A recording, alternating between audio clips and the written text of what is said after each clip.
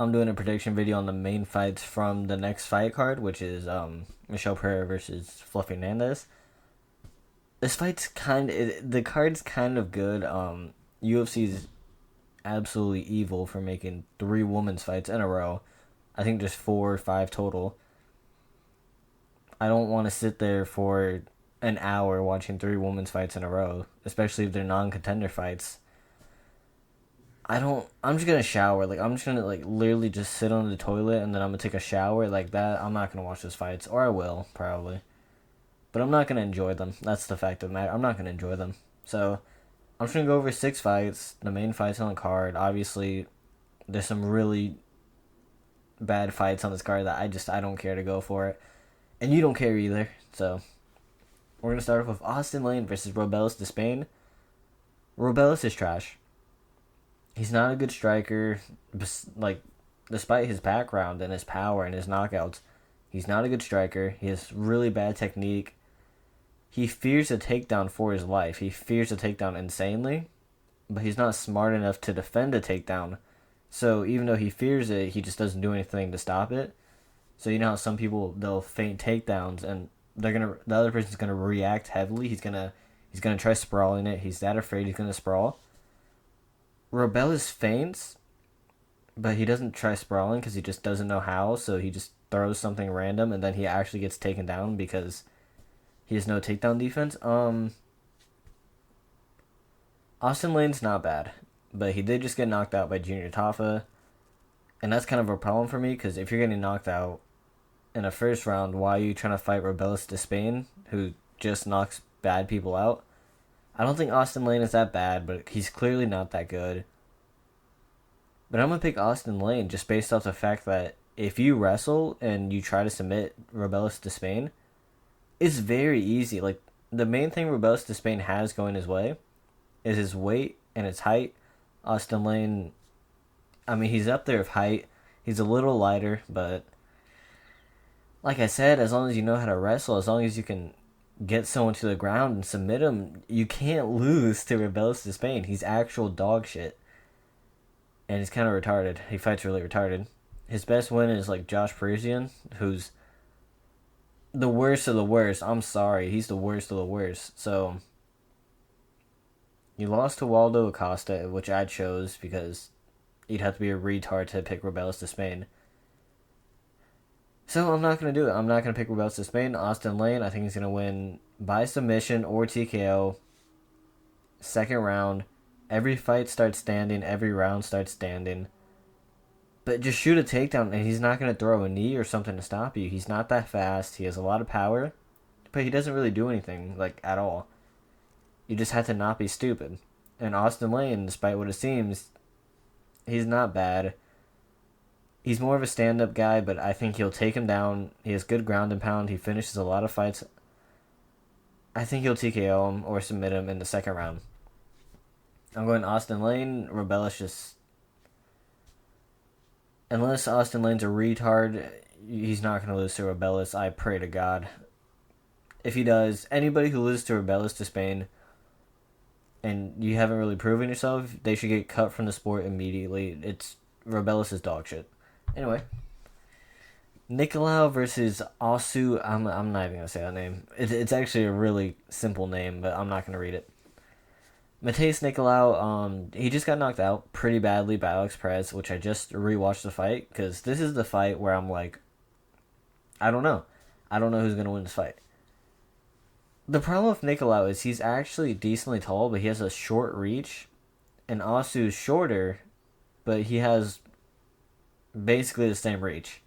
So Osu is coming off a good win. Nicolau's coming off a bad knockout.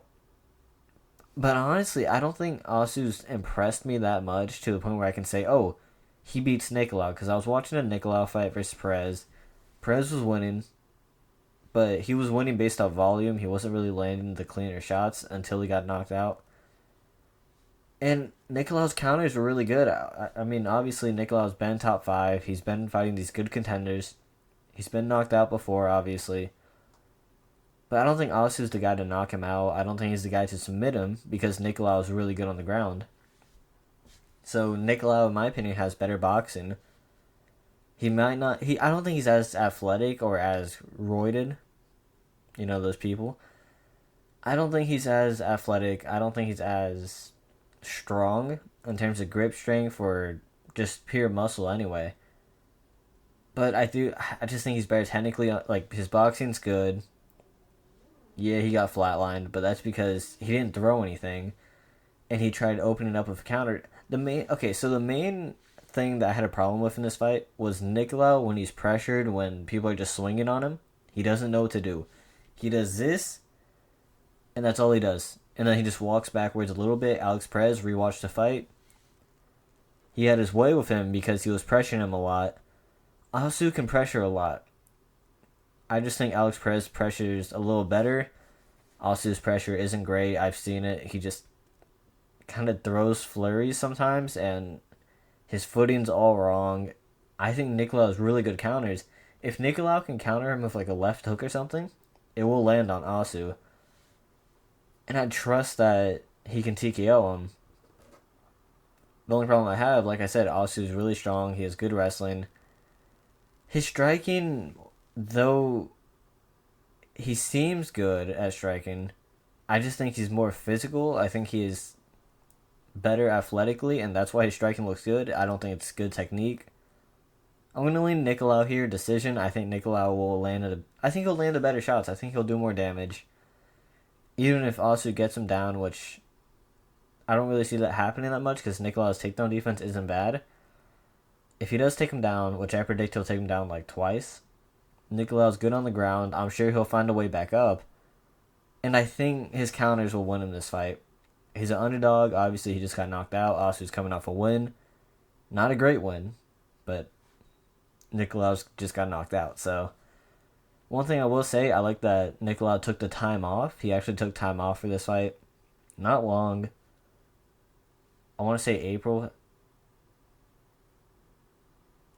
Yeah, I want to say he fought in May. So, a couple months. I would have liked a little longer because it was a bad knockout. But, he was still awake. It wasn't like a flat line. So, I understand coming back already. This is a fraud check fight. Or not really a fraud check fight. It's a huge step up for Asu.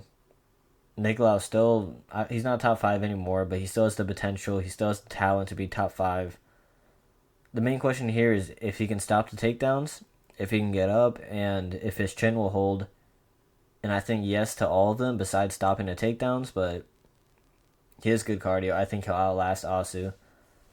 And I think he'll land the counters. So I'm going Nicolau decision just based off counters. I think he'll land the better shots. What I think he needs to do is actually put pressure. He has a really bad problem of just letting fights happen.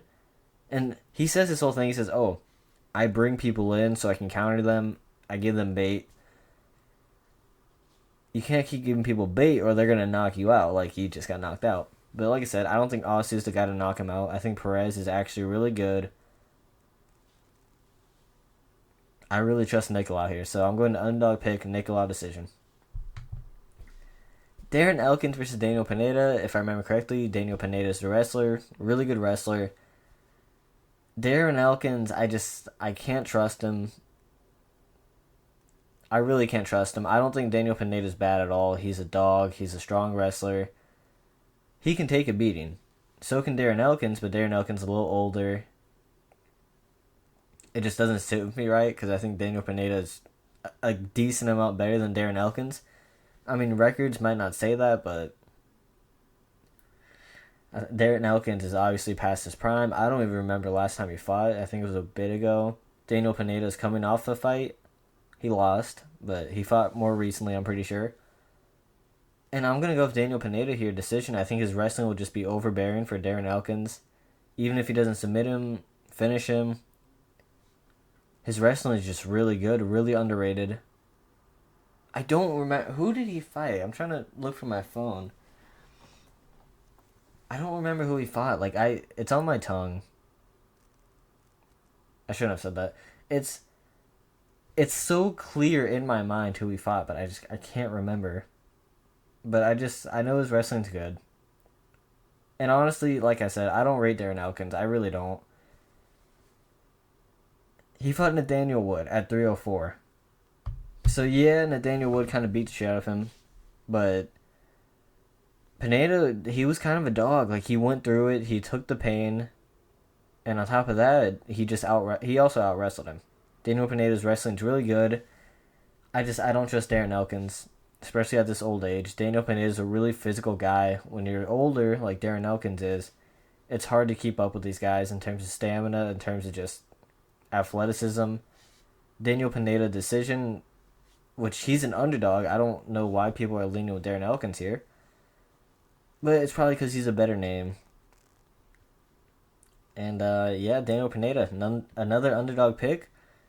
I'm going decision. Like I said, I trust his wrestling, and wrestling, sometimes it can really just win you fights. You don't need to be great at stand-up.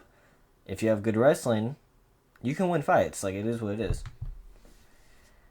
Jake Hadley versus Cameron Smootherman. It's Cameron's debut. I want to say this fight was short notice for Cameron. I don't remember exactly, but I want to say it is because I just don't see why this fight would happen. The one thing I think it comes down to is experience. Obviously, Cameron has more fights. Well, he only has like one more loss. But it comes down to experience. Jake Hadley's been in the UFC. He's a good prospect. He had some confidence issues. You know, he didn't perform the best sometimes. But I think against Cameron, Jake Hadley's just a step up in the UFC. I want to say he's going to win by like a TKO, but I really think this fight's going to be... Oh, man, this fight's a little weird, man. Because like, it's a guy I don't really know much about who's coming in, maybe on short notice. I don't remember because I don't keep up with Jake Hadley that much. But I know Jake Hadley's good when he has... Like, when Jake Hadley's on, he's really on, but he's just been off a couple times. I'm going to go Jake Hadley. I think I'm going to go decision. He's going to have better striking than him, in my opinion. He's going to outbox him. He has good boxing. And he's a smart fighter. Like I said, sometimes he just loses, and it sucks for Jake Hadley because he's not a bad fighter. We all know that.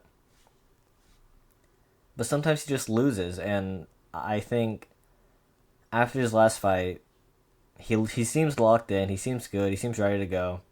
He keeps saying he wants to fight. He finally got the fight.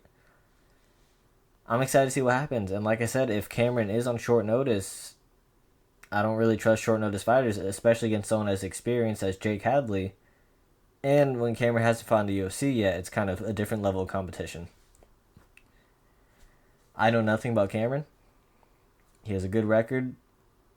I haven't actually checked up on him because, like I said, I'm pretty sure this fight was short notice. I'm going to lean Jake Hadley. I trust experience. I trust being actually prepared for the fight. And like I said, Jake Hadley, he looks switched on. He's been talking about fighting for a bit now. I think he wants to fight, obviously. And I think he's not going to let us down. I think he's going to win this one. And we'll see him probably against a ranked opponent soon. Rob Font versus Kyler Phillips. Rob Font's a huge underdog versus Kyler Phillips. I understand why. Rob Font is 37. Kyler Phillips, 28. I don't think you can sleep on Rob Font. Holy shit. I don't think you can sleep on Rob Font here. Just based off power. But so, like, Kyler Phillips is also good. I remember people were saying, who'd they say they want him against? What was last time? Yeah, Rob Font... Last time Rob Font, like, lost, or I guess last time he fought, really, was against Davison Figueiredo in, I think, December. I want to say it was December. Yeah. Long layoff. He didn't get knocked out or anything, but he just kind of got beat up by Figueiredo. He's 37. When you're 37... you can't really sit out that long. He's almost out for a year. Kyler Phillips isn't the most active guy, but I'm pretty sure he's fought more recently than Rob Font. I want to say he fought Pedro Munoz. By the way, I'm really underprepared for this video, as you can see. Yeah, he fought Pedro Munoz in March. The worst part about that fight is I feel bad for Pedro, obviously, but I don't really trust Kyler Phillips. Kyler Phillips, he kind of just spazzes out. Rob Font has knockout power. You can't really just spaz out against Rob Font. It might not seem like he has knockout power, but like sometimes he does, sometimes he doesn't. It's like it's weird as fuck. Man, I really like Rob Font. I do think Rob Font's the better fighter, but I think Kyler Phillips is better for the UFC. And I've known to seen Rob Font just slip away from fights randomly. I'm gonna go Kyler Phillips decision. He's gonna outwork him. Rob Font, I like you a lot. I think you're a better boxer. I think you're a better fighter all around. But you don't really finish fights sometimes, like at all. Sometimes you really just don't finish fights, and I don't see you putting away Kyler Phillips. So I think Kyler Phillips is gonna spaz out a nice 2-1 win. I think he's gonna win the first two rounds because Rob Font's gonna be a little hesitant to throw with him, and Rob Font's probably gonna win the third, just based off Kyler Phillips gassing out because, like I said, he spazzes out. He does have good cardio though. I'm going Kyler Phillips. Yeah, I think Rob Font's a pretty good underdog. If you want to take him, I would. I'd say there's like a 40% chance of him winning. It's a close fight. It's a good fight.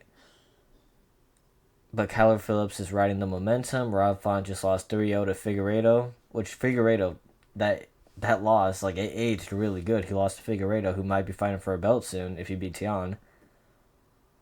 I just think Kyler Phillips... Look, when you're 37, you can't really sit out for about 9 months after coming off a horrible loss. I understand you want to sit out, but it's like, you kind of can't just because your age. He took a beating in his last fight. I don't know how much more he has in him. I'm going Kyler Phillips. Kyler Phillips can actually do damage. And I think Rob Font's going to be really hesitant in the first two rounds and let it slip away. So yeah, Kyler Phillips, he's going to win the first and second round. I some random ass Asian ad just popped up on my screen, and it just did again. Jesus, I'm getting like 18 ads. Holy shit. Look, okay, I don't care. Like, y'all can't see him. It doesn't matter. Yeah, Kyler Phillips, he's going to win the first two rounds just based off spazzing out. He's going to lose the third based on him gassing out. Rob Font, he always lets fights slip away, and then in the third round, he gives it his all sometimes, and it's like, it's a little too late, man. Like, if you fight like that throughout the rest, you'll win the fight, but, like, it's just a little too late for Rob Font, in my opinion. Anthony Hernandez versus Michel Periera, I was leaning Michel Periera easy win, or not easy win, but I was leaning him for a win. And then I realized Anthony Hernandez has fought someone basic. There's not many people like Michel Periera. We all know that. There's not many people who would just, oh, the fight started, let me do flips, let me just be really explosive.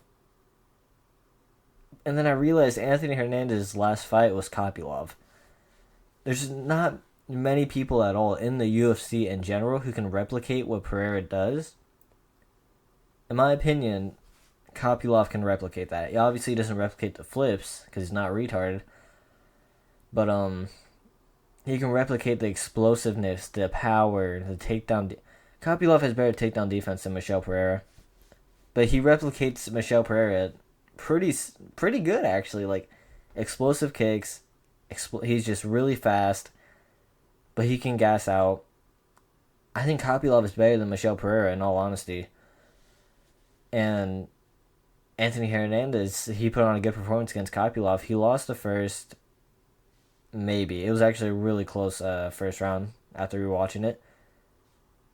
Anthony Hernandez, he looked good in that fight. He got hit a lot.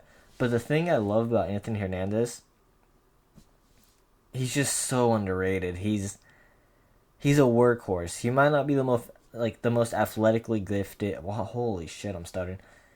He might not be athletically gifted, but he has a heart. He has a better heart, a bigger heart than majority of these people.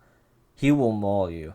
If you let up anything, which Michel Periera has known to get tired and make mistakes, if you let up anything while he's on your back or while he's just on the ground with you, he will take that advantage easily. He's a workhorse. He's really smart. He's a great game planner. And honestly, the reason he wins fights is because his cardio is great, his chin is good, he pushes through a lot, but I think it's his game plan. He's a smart fighter. He knows what he wants. He knows how to beat people. And they just have good game plans for their opponents. With Kopylov, they had a really good game plan, put pressure on him, eventually back him up to the fence, and just work from there. I think that will work against Michel Pereira. I don't think he should put pressure on him, but I think he should let Michel Pereira just do whatever he wants first round. Okay, so another thing I was thinking about, right? Michel Pereira, I don't know if he's going to be confident in this fight or he's going to be worried of the takedown because he's known to gas. The thing about Michel Pereira is I felt like he didn't treat his career seriously because he wasn't in the high ranks. He wasn't even getting there yet. You know what I'm saying? So I don't think he really cared about his career that much. Or obviously he cared about it, but he didn't treat it seriously. He just wanted to be a showboat. Now he feels it. Now he's in the main event fighting a good contender. If he wins this, maybe he fights like a top person at middleweight. And if he wins that, who knows? Who knows what his possibilities are? I think now he knows it's for real. So, I don't think he's gonna be really aggressive in the first round like people are expecting. I think he's gonna wait a little bit. He's gonna pretend like, oh, he's got a good strategy. I don't think he's gonna be really aggressive, and if he is, I think Anthony Hernandez is the perfect person for that, where he can capitalize on mistakes, and if he does get hit, he has a great chin. He has a great chin. He has good striking defense. Sometimes he does just rush in, but I think that would be a good mix-up compared to what Periera has fought recently. Sorry about that. Anyway, so I think it's a perfect matchup for Anthony Hernandez. And another thing I like about this is when Michel Pereira, we don't really see him have a game plan. Anthony Hernandez, we know he has game plans. We know he's smart. He has a good corner. And this fight was originally made for the Sphere card, so he would have to be ready for that. Instead, it got pushed back to this card, which is like, I want to say almost a month later or a month later. He has an extra month to prepare, get in shape, strategize. Like I said, he has a really good game plan majority of the time. He always sticks to it. And Michel Pereira is not the guy to stick to game plans. He's the guy to just, let me do whatever the fuck I want.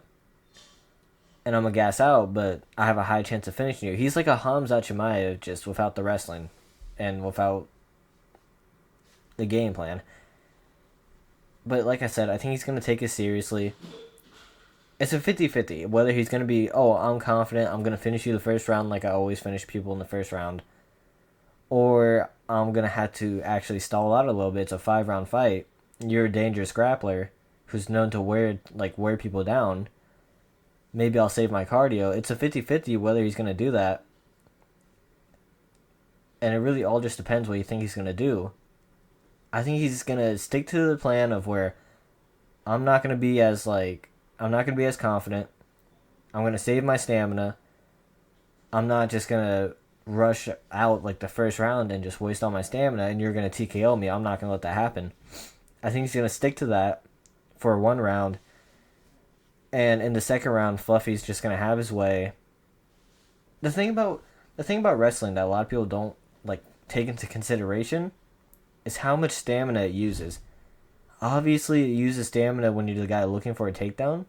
But if you're defending for a takedown and the guy's just on your hips trying to bring you down consistently, it's really tiring, especially if you're not used to grappling.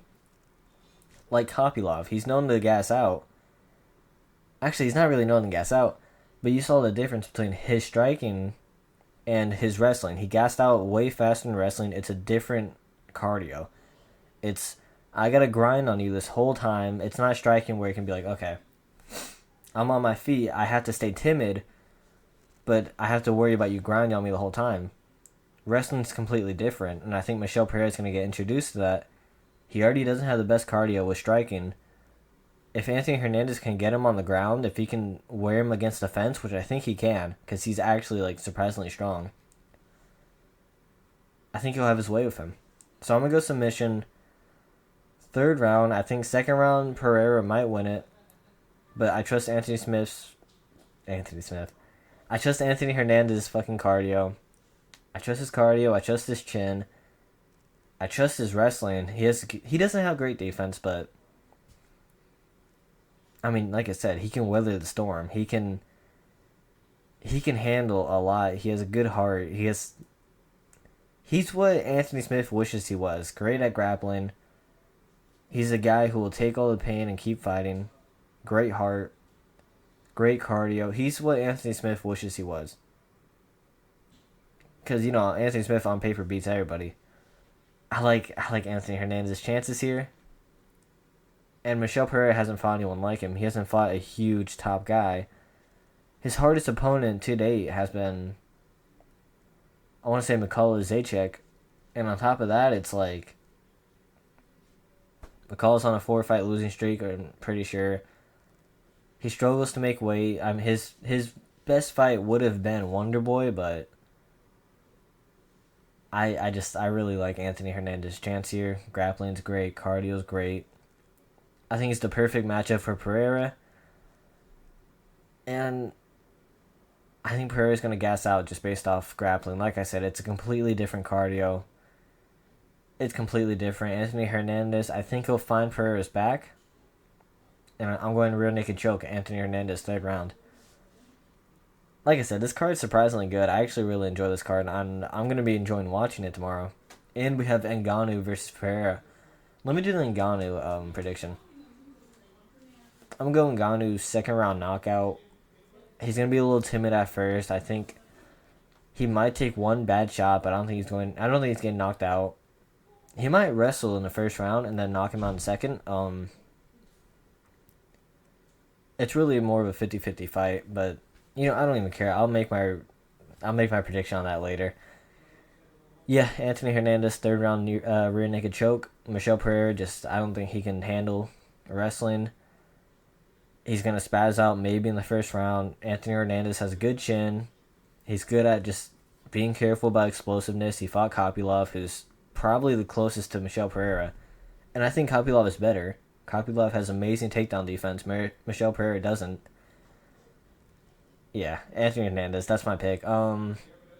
If you liked the video, like, subscribe. I appreciate all the support, really. And I want to do this a lot more. Yeah, I'm going to make a recap video after the fight card.